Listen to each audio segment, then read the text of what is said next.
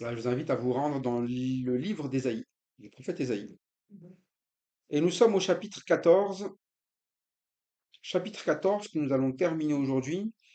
Nous allons prendre du verset 24 au verset 32. 24 à 32. Donc si on peut lire un verset chacun, de ma gauche à ma droite.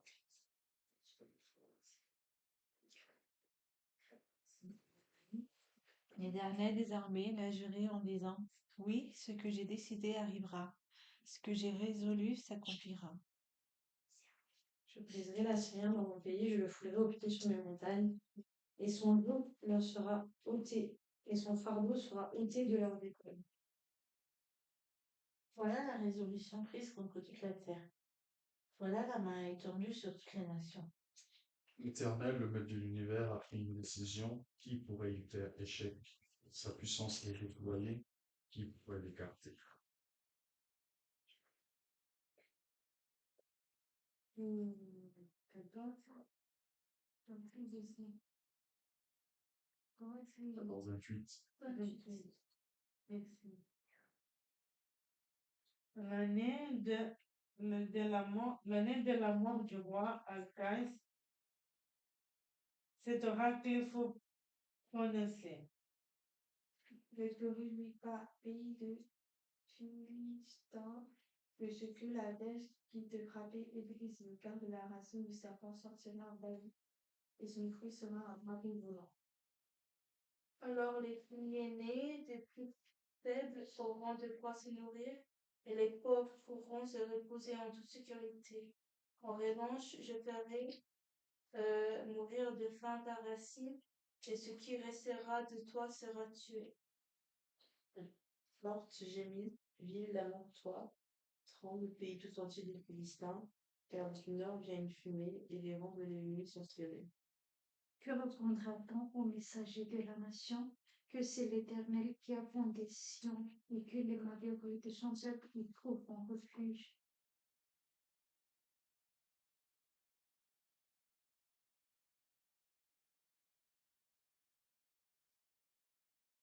Quand on a regardé depuis le début, quand on a traversé eh bien, ces livres, on a vu le premier jugement au final, celui qui est repris, c'est nul autre que simplement Jérusalem et Israël. Ça commence par, comme le dit l'Éternel, le jugement commence toujours par où? Par la maison. Parce que dans la maison, on entend la parole, on sait ce que Dieu veut, donc les premiers au courant, on dit on est les premiers servis dans tous les sens du terme. Vous êtes les premiers à avoir la promesse, mais vous êtes aussi les premiers à avoir les conséquences lorsqu'on ne vit pas la promesse. C'est pour ça, dans la maison, même nous, lorsqu'il y a quelque chose qui est bon, les premiers à le vivre, c'est dans la maison. La parole de Dieu, les premiers à qui on l'amène, c'est à ceux qui sont dans notre maison et qu'ils vivent quelque chose que l'on est capable nous-mêmes ensuite d'annoncer à l'extérieur. Parce que souvent, ce que l'on fait, c'est que on court dehors, mais à l'intérieur, c'est pas grave. Mais pour Dieu, le plus grave, c'est déjà à l'intérieur. À l'intérieur, c'est vous qui êtes des enfants rebelles. C'est vous que je compare à Sodome et Gomorrhe. Sodome et Gomorrhe, je rappelle la fin, c'était la destruction. Pour quelle raison? À Sodome et à Gomorrhe, chacun faisait ce qui lui plaisait. Chacun fait selon ses plaisirs et l'autre subit le plaisir de l'un et l'un subit le plaisir de l'autre. C'est la catastrophe, eh bien, qu'il y a aux yeux de Dieu. Et c'est pour ça qu'aujourd'hui, vous étonnez pas dans le monde. Pourquoi est-ce que, eh bien, il y a des criminels? C'est parce que ça a fait plaisir à l'un, mais pas à l'autre. C'est ça, hein? Quand vous avez des plaintes, c'est qu'il y en a un qui s'est fait plaisir aux dépens de l'autre. C'est toujours ça. Et ça en arrive toujours là, c'est qu'à un moment donné, c'est pas ce qu'il voulait pour Israël. Ils souffrent aussi à cause de cela.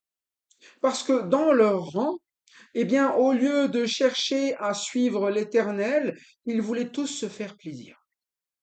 Ils voulaient tous, eh bien, à un moment donné, marcher selon leurs pensées, selon leurs idées, et Akaz représentait cela. Akaz est représenté ce roi qui n'a pas voulu que Dieu fasse un signe. Il n'a pas appelé Dieu en disant, montre-moi les choses, dis-moi les choses.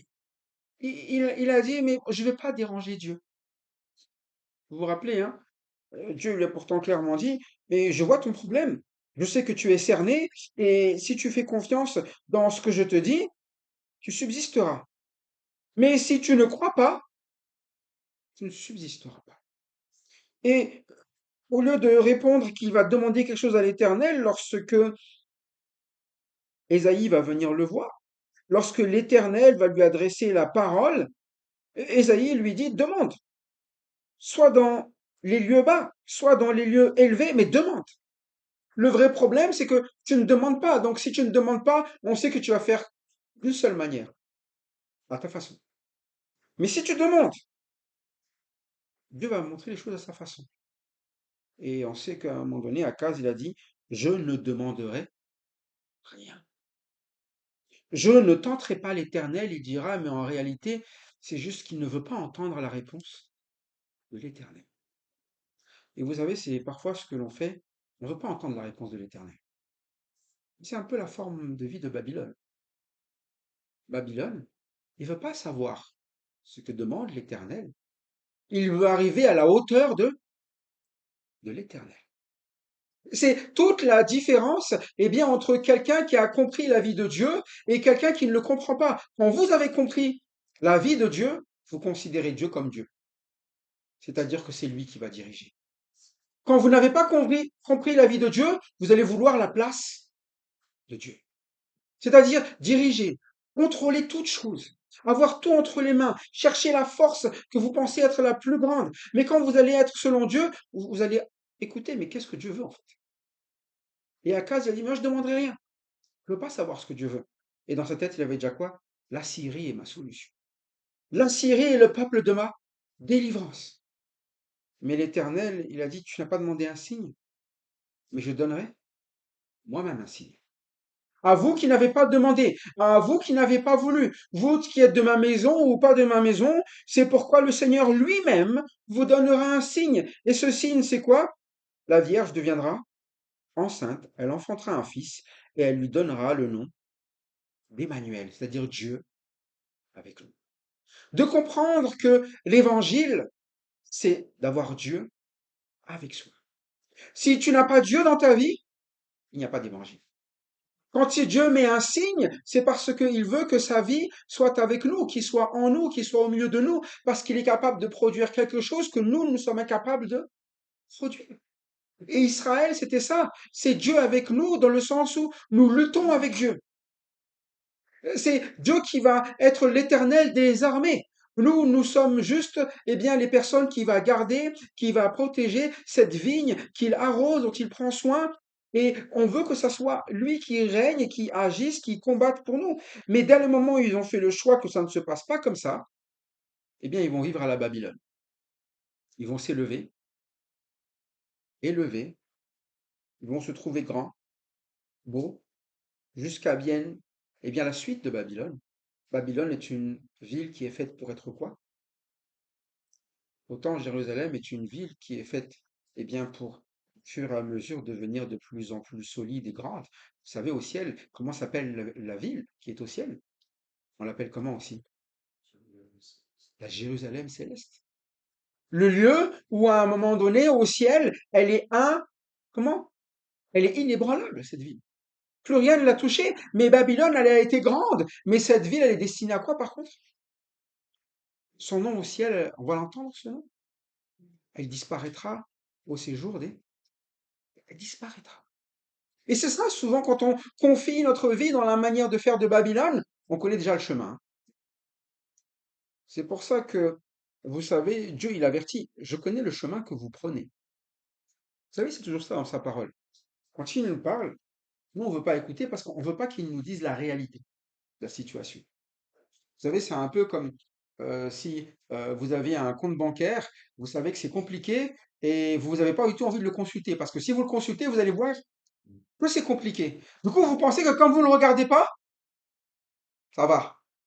On va continuer parce qu'on sait qu'il n'y a pas de problème. Mais Dieu, il est un peu cela. Il nous fait comprendre. Mais attends, je veux te montrer la réalité. Regarde.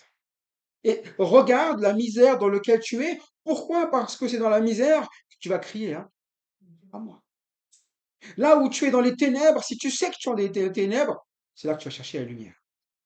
Mais comme souvent nous n'écoutons pas, et c'est ça le problème, nous nous détournons, nous ne savons pas où nous nous trouvons. Mais quand on lit la Bible, on lui dit, regardez, vous êtes au même niveau que Sodome et Gomorrhe. Vous êtes au même niveau que Babylone. Vous prenez le même chemin qu'eux. Et son chemin, c'est quoi? Je la balayerai, un balai de la destruction, dit l'Éternel, des armées. Mais pas que lui, tous ceux qui marchent de la même manière que lui. C'est pour ça que tous les jugements, là, eh bien, c'est une philosophie de Babylone et Babylone a beaucoup d'enfants. Des enfants, vous allez voir, ce sont des peuples, ils ont été puissants un jour et ils sont comment le lendemain? Faibles, détruits. Oui.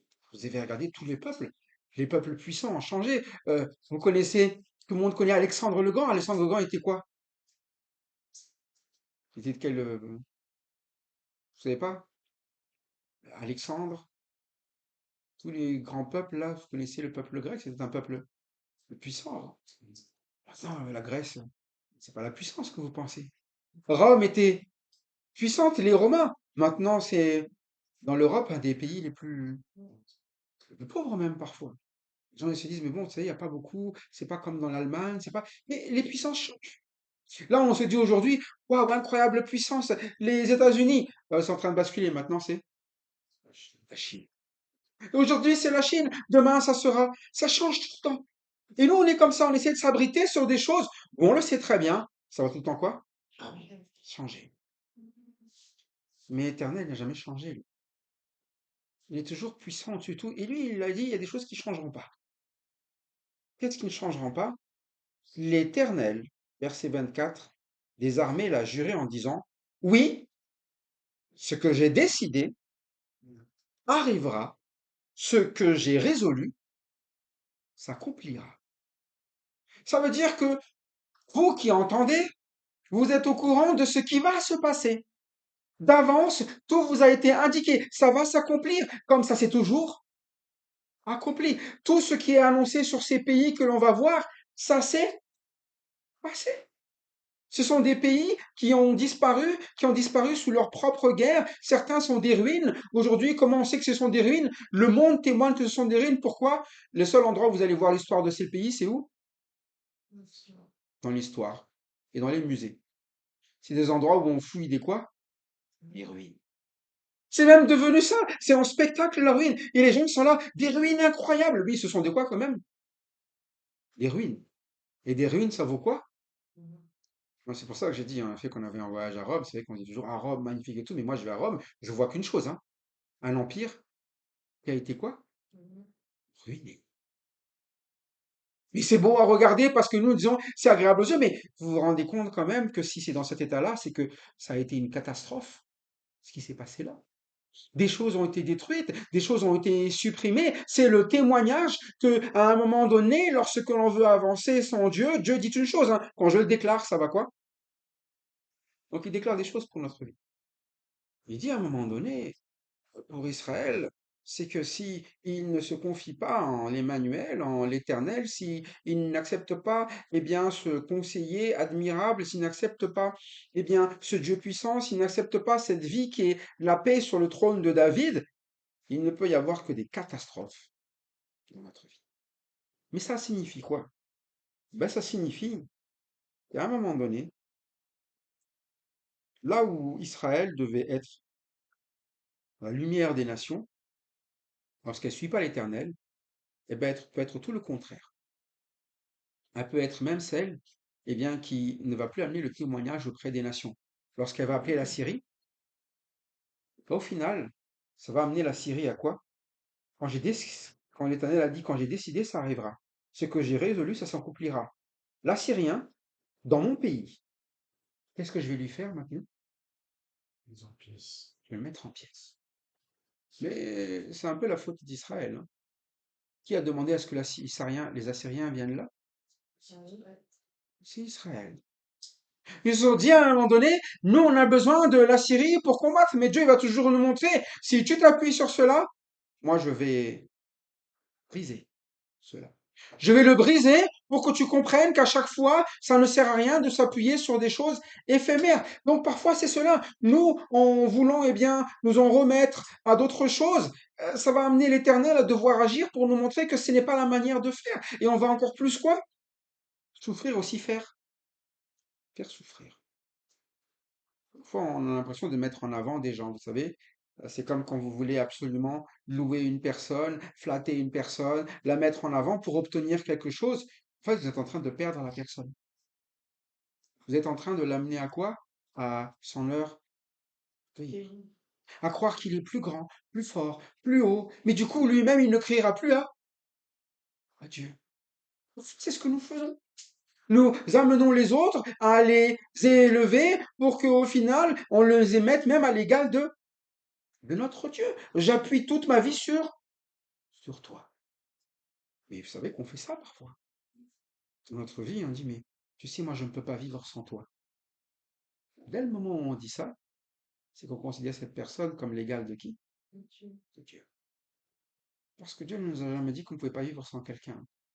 Et la seule personne sans qui on ne peut pas vivre, c'est Dieu. C'est la seule. Et ça, parfois, nous remettons à quelqu'un quelque chose qui n'est pas sa charge, mais qui va le pousser à devoir agir comme s'il était qui? Mais c'est ça, l'Assyrien. Il vient et on l'a réclamé comme étant un sauveur. Sauf qu'il est incapable il ne sait faire qu'une chose, détruire. Et lui-même, ici, va être détruit.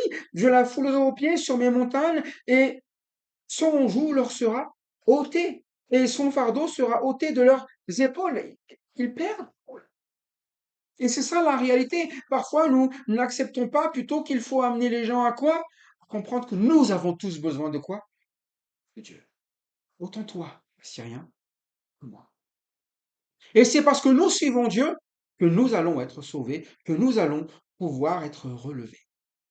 Mais c'était le rôle d'Israël d'être le témoin au milieu des nations, de montrer que tous les peuples, lorsqu'ils se confient en Dieu, ils n'ont rien à craindre. Comment est-ce qu'ils ont gagné Israël? Comment est-ce qu'ils ont sorti de l'Égypte? Est-ce que c'est par leur force à eux ou c'est parce qu'à chaque fois, Dieu était avec eux? Parce que Dieu les a dirigés. Parce que Dieu leur a indiqué, pas à pas, tout ce qu'il y a à faire. Et il a fait le choix pour eux. Écoute, c'est Moïse que j'enverrai. Ils ont dû accepter Moïse. Vous vous rendez compte? 600 000 personnes qui ont dû accepter de suivre Moïse. Mais parce que c'est le choix d'eux. Et en les suivant, ils sont sortis sans faire la guerre même, sans avoir à se battre. Il n'y a pas eu besoin d'avoir des blessés, des heurts, des problèmes. Mais oui, après, c'est la faute de l'Égypte. Et l'Égypte a décidé de les poursuivre. Comme ils ont décidé de les poursuivre, c'est eux-mêmes qui se sont perdus. Mais s'ils avaient laissé partir le peuple, ça aurait été mieux pour eux. Mais ça, c'est une chose. Mais c'est pareil quand on arrive dans le désert. Dans le désert, ils vont avancer tous les jours avec Dieu, ils vont laisser Dieu les diriger, mais ils vont laisser Dieu leur donner de l'eau à boire, Dieu leur donner à manger, Dieu à chaque fois il va leur fournir des besoins dans un endroit où il n'y a aucune possibilité de répondre à nos besoins. Le désert, vous y trouvez quoi? Rien de bon. Rien de bon. Mais Dieu a su tirer de tous ces endroits où il n'y a rien de bon, de quoi nourrir plus de 600 000 personnes. Je ne sais pas si vous vous rendez bien compte qu'il s'agit quand même de Nice et de sa métropole. Nice et sa métropole, couper l'eau, on est tous en panique. Hein.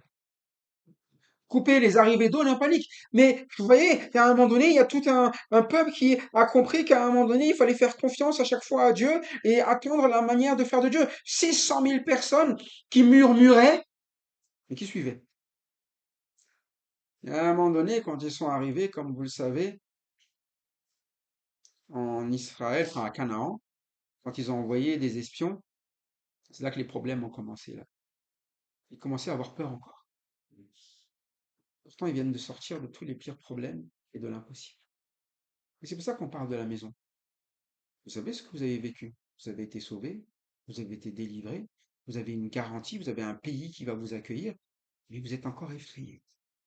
Et vous n'avancez pas. Vous parlez de rester ici, de reculer. C'est pour ça que cette génération, pendant 40 ans, elle va tourner en rond sans jamais avoir de sens au final. Ceux qui vont avoir eh bien, une suite, c'est la génération, mais aussi ceux qui ont cru, c'est Josué et Caleb. Et Josué et Caleb, ils vont voir des victoires sur victoires, simplement sur ordre de qui? Dieu. De Dieu. Sauf quand ils n'obéissent pas. Juste ça ne change pas. Et ici, il n'y a pas eu besoin de se dire, eh bien, ce sont des peuples grands, puissants, et la Syrie, etc. Non, tous ces peuples puissants, ils ont laissé la place à, c'était promis. Ce que j'ai décidé, il a dit quoi? Arrivera. C'est pour ça que quand vous prenez la parole de Dieu, en fait, vous lisez déjà ce que Dieu a déjà promis pour vous. Ça arrivera. Ce qui est bon, mais aussi, si vous faites le choix de désobéir, arrivera aussi ce qui est mauvais. Pour la Syrie, il va arriver ce qui est mauvais. Pour Babylone, il va arriver ce qui est mauvais. Pour tous ceux d'Israël qui ont rejeté, il va arriver ce qui est mauvais, mais ceux qui auront cru verront toujours ce que l'Éternel a décidé et qui est bon. Pour le reste de Jérusalem, d'Israël, ce reste-là verra toujours quoi? Eh bien, la gloire de Dieu. C'est pour ça que, vous savez, Ésaïe n'est pas un livre qui est là pour dire que j'aime Israël, donc elle fait ce qu'elle veut.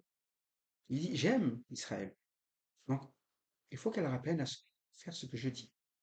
Mais j'aime aussi quoi? Tous les autres peuples. Voilà pourquoi Israël doit être le témoin, mais j'amènerai d'autres peuples à venir, et cet autre peuple, c'est eux aussi qui appelleront la maison de Jacob. C'est la volonté de Dieu, dans son amour, de nous amener à lui, mais nous sommes là pour amener les autres à la même chose que nous faisons. Sodome, Gomorrhe, direction, destruction. Et l'Éternel, il a dit ce que j'ai déclaré, par contre je le déclare. C'est que si quelque chose est fait pour être détruit, je ne peux pas dire c'est pas grave. Si le péché provoque la mort, il ne peut pas dire c'est pas grave. Le péché, il ne va pas dire d'un seul coup ça va être bon. Le péché détruit. Et il faut détruire le péché. Si tu t'accroches au péché, tu seras détruit avec ce à quoi tu t'accroches. Si tu t'accroches à Dieu, tu vivras avec ce sur quoi tu t'accroches. C'est pour ça que cette résolution, il parle de la Syrie, mais verset 26, il dit, voilà la résolution prise. Contre qui? C'est pas que la Syrie. Il prend la Syrie en exemple, mais cette résolution, elle est écoutée par qui? Toute la terre. Il n'y a pas une personne qui ne soit pas concernée. La main étendue sur toutes les nations, c'est l'Éternel des armées qui a pris une résolution. Et il pose la question, qui s'opposera? Sa main est étendue, qui la détournera? Et vous savez, parfois, on essaie de se dire, on va empêcher ce que l'Éternel a prévu. Il faut être fou pour s'opposer à celui qui est l'Éternel des armées, c'est-à-dire le maître de l'univers, dans d'autres versions. Quand vous avez le maître de l'univers qui prend une direction, ou je ne sais pas si vous voyez à quoi on ressemble par rapport à l'univers, lui, il n'est pas l'univers, il en est le maître.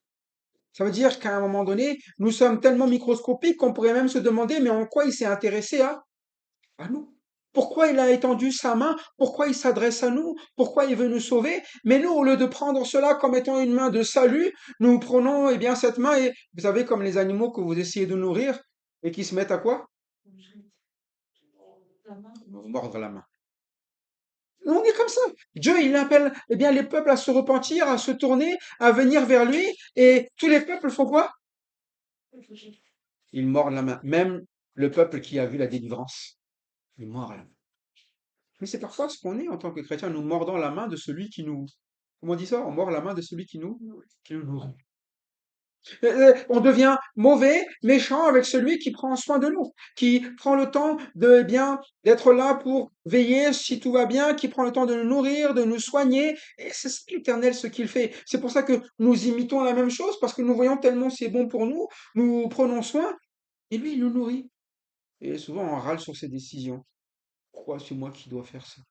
Pourquoi je dois bien l'écouter? Pourquoi c'est pas les autres? Pourquoi j'ai pas la même vie que ceux qui n'ont pas l'Éternel. On va râler même que la vie des autres est mieux que celle de... C'est ça. Alors que nous avons quelque chose où l'Éternel, quand tu es sous sa main elle est étendue sur la terre, si elle veille sur toi, qui s'y opposera? S'il y a des opposants, on peut garantir une chose, hein, l'Éternel a pris une résolution. Quand il prend une résolution, elle est comment? Bien, hein, parce que j'ai décidé. s'accomplira.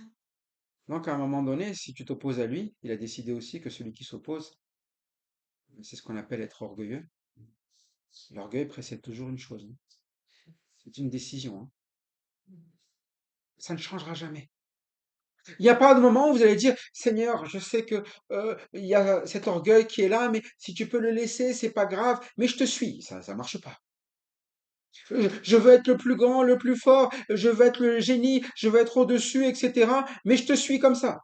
Je veux pas t'écouter, mais je te suis. Je veux pas. Ça n'existe pas. Il n'y a qu'une seule manière. Et la manière, c'est la manière dont il le dit. Demande-moi un signe. C'est moi que tu vas laisser agir. C'est moi qui vais te donner le signe qu'il faut. C'est moi qui vais te donner la parole qu'il faut. C'est moi qui devais te donner l'acte qu'il faut.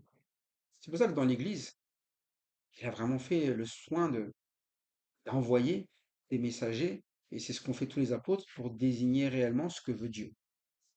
En Jésus-Christ, vous devez marcher en nouveauté d'eux. Ça veut dire que toutes les choses anciennes sont devenues passées. Voici toutes choses sont devenues. On ne peut plus marcher comme avant. Il y a un régime qui était là avant, celui de la loi. Maintenant, il y a le régime, c'est celui de l'esprit. Ça veut dire quoi? Est-ce que ça veut dire je fais ce que je veux? Non. Ça veut dire qu'auparavant, vous ne pouviez pas faire les choses que je vous demandais.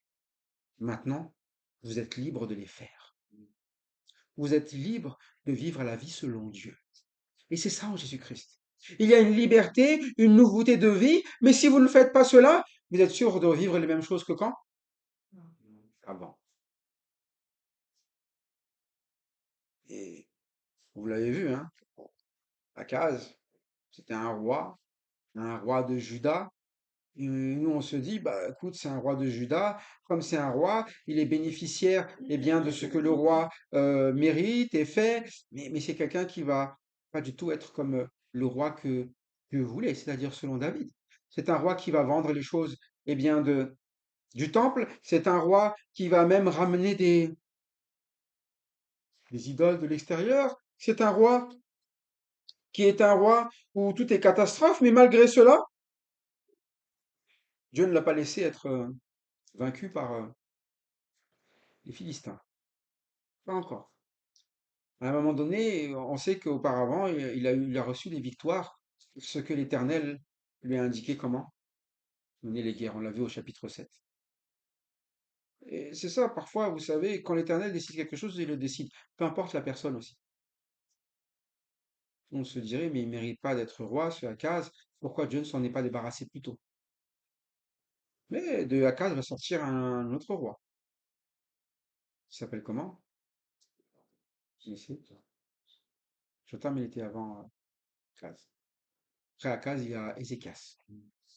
Il y avait un autre roi qui devait venir pour débarrasser de ça, ça serait pas lui. C'est pour ça qu'à un moment donné, Akaz va être aussi le témoin que quand tu rejettes Dieu, bah, il n'y a pas qu'une notion simplement comment on appelle ça, de victoire de l'extérieur.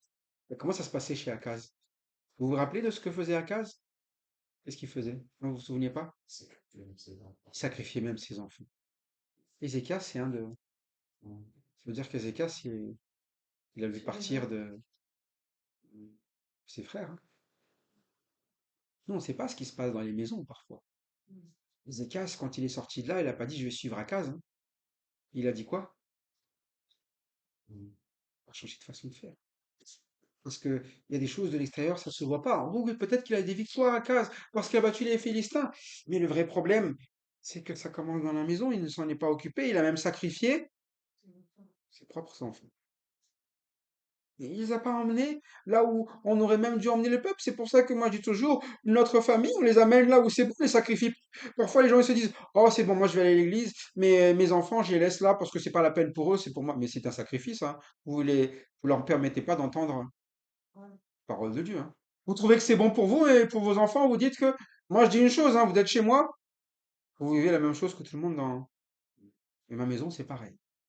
Moi et ma maison, nous servirons l'Éternel. Nous tous, nous en bénéficierons. Parce que le service, c'est un bénéfice pour tout le monde. C'est pour ça que je remercie toujours le Seigneur quand je dis je peux emmener mes enfants dans tous les endroits où j'ai mon ministère, hein. C'est même là ma famille tout entière. C'est ça. Pour qu'ils partagent la même chose, la même joie, les mêmes bienfaits, mais pour Akaz, ses enfants sont juste là en utilisation, en sacrifice. C'est-à-dire que si je m'en débarrasse, L'important, c'est que moi, j'ai ce que je veux. Mais c'est vrai qu'il était terrible, Akaz. Mais on voit quand même que Dieu, eh bien, du temps d'Akaz, qu'est-ce qui s'est passé? Ben, il dit aux Philistins, te réjouis pas, hein. Quand Akaz était là, les Philistins, ils étaient comment? Brisés, non? C'est ce qui est dit, hein. Ne te réjouis pas, pays des Philistins, de ce que la verge qui te frappait est brisée. Quand est-ce que c'est arrivé? Quand Akaz est mort. Quand Akaz est mort, eux, ils étaient contents. Il dit enfin, il dit non, non, non. De là, il sortira quelqu'un d'encore plus fort que ça. Et parfois, c'est un petit peu cela. Pour Akaz, c'était pourquoi il y avait une guerre, pourquoi est-ce qu'ils avaient su à gagner? C'est parce qu'à un moment donné, il va lui montrer, mais derrière, il y a encore plus. Il y a encore plus, et vous, vous allez vivre la même chose qu'auparavant. C'est que vous allez continuer, eh bien, à être sous le joug, au final, eh bien, de ce royaume. Mais en plus, ce qui va se passer dans le royaume, c'est que quelque chose va changer quand même. Oui, la racine du serpent sortira un basilic et son fruit sera un dragon volant. Alors, les plus pauvres pourront paître et les malheureux reposer en sécurité. Mais je ferai mourir ta racine par la faim, ce qui restera de toi sera tué. Et c'est ça qu'il est en train de dire. Ça casse pas. Mais à un moment donné, quelque chose va revenir. Les malheureux pourront quoi? Eh bien, se reposer en sécurité. Enfin, les pauvres pourront paître. Mais en tout cas, ça ne change pas pour les Philistins les choses. Et c'est pour ça qu'à un moment donné, vous savez, parfois, il y a des choses que Dieu garde, même dans l'Église. Même quand les situations sont compliquées, sont terribles, parce qu'il y a autre chose qui est préparé. Il y a quelque chose de plus grand. Et c'est pas forcément à cause de nous, hein. Parfois, on dit, mais tiens, lui, il a désobéi, pourquoi Dieu a béni? Mais c'est pas ça. C'est Dieu ne bénit pas quelqu'un, il bénit un ensemble. Quand il l'a déclaré, il le fera. Quand il veut que quelque chose vive, il le fera vivre. Mais parce qu'il y a autre chose derrière, plus loin. Mais nous, on pense que même si je pêche, c'est pas grave, Dieu va quand même bénir. Non. Déjà, il a montré une chose, c'est que ta conduite dans ta maison a fait qu'à un moment donné, ça a été destructeur pour les tiens. C'est déjà ta condamnation. Et c'est ça le vrai souci dans notre vie, c'est que quand Dieu s'adresse à nous, que nous n'écoutons pas son avertissement, que nous ne demandons pas un signe, parfois on peut se dire, ah mais Dieu me bénit quand même, ça se passe bien dans tel domaine, dans tel domaine, dans tel domaine. Il dit, oui, mais dans le domaine principal, tu en subiras les conséquences. Tu détruis les tiens, tu te détruis, mais aussi à un moment donné, il fera partie de ceux qui dans l'avenir vont quand même apporter, eh bien, ce qu'on appelle euh, des choses qui vont être du péché à l'intérieur d'Israël. Vous savez que le problème d'Israël et de Jérusalem, c'est que ils faisaient rentrer des idoles et les idoles restaient là, et quand ça restait là, le peuple finissait par quoi? À adorer. Donc ça va être des pierres d'achoppement. Et puis il y en a qui vont détruire, mais pas tout. Il y en a qui vont détruire tout. Il y en a qui vont. Mais ça va être toujours ça le combat. Des idoles, on les enlève, on les remet. Des idoles, on les enlève, on les remet. Mais qui les remet à chaque fois? Ceux qui sont censés veiller sur. Mais Dieu garde les choses. Même Israël, Dieu va le garder. Pourquoi? À cause de sa propre. Ce que j'ai déclaré arrivera. C'est pour ça que tout cela va être relevé par le Seigneur. De Isaïe, il va sortir un autre rejeton que David.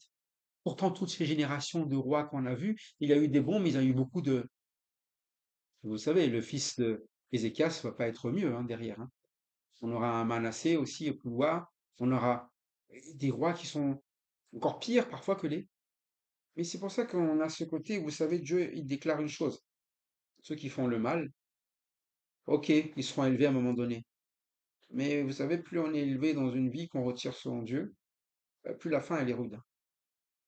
Il vaut mieux déjà qu'on est eh bien, sur cette terre, être petit et venir à Dieu parce que Dieu a déclaré les choses et il les changera. Il n'y a qu'un seul moyen d'être sauvé, si c'est déclaré que c'est la façon, on n'aura pas d'autre. Il n'y a pas de je vais passer à côté. Il n'y a pas de réflexion, changer les choses par moi-même, par mes idées, par ma façon. Le signe que Dieu a donné, c'est celui qu'il a décidé, une vierge qui enfantera un fils. On lui donnera d'Emmanuel, Dieu avec vous. C'est le seul salut que l'on puisse avoir. Alors c'est cette question. Est-ce que réellement, quand Dieu déclare une chose, nous le croyons? Nous sommes prêts à y mettre notre vie en disant, c'est ce que je veux vivre, c'est ce qu'il dit. Faire attention à tout ce qu'il demande. Et je crois que si je ne le fais pas, je sais réellement ce qui va m'arriver. Ça va être la descente. Ça va être la chute. Voilà pourquoi j'abandonnerai pas l'Éternel. Voilà pourquoi je resterai à son écoute. Voilà pourquoi, eh bien, lorsque je fais ce qui est mal, tout de suite, je veux le confier, je veux me repentir pour ne pas le garder et périr avec ça, ou me détruire avec ça. Et c'est pour ça que l'Éternel, il y a toute cette parole. Il s'adresse à Israël d'abord, sa maison, mais aussi à Babylone, à la Syrie, mais à toute la terre. Que tous ceux qui entendent se sentent donc quoi concernés. Il n'y a personne qui va pouvoir dire, je savais pas. Non, tout le monde est au courant. Si tout le monde est au courant, eh bien, ne soyons pas en réjouissance parce que les mauvaises choses sont passées, soyez plutôt dans la réjouissance parce que vous allez vivre les bonnes choses, qui est simplement de se confier en Dieu, et que Dieu fera donc son œuvre dans votre vie. Et il le fait aujourd'hui uniquement par Jésus-Christ. Jésus-Christ, notre Seigneur, notre Sauveur, par lequel, eh bien, nous sommes non seulement pardonnés parce que nous pouvons revenir à Dieu, mais aussi purifiés pour une vie nouvelle, une vie agréable à Dieu selon l'Esprit que Dieu a placé en ceux qui ont cru. Que Dieu se glorifie donc eh bien, dans la vie de chacun d'entre nous, pour sa gloire et pour le salut de notre âme. Amen.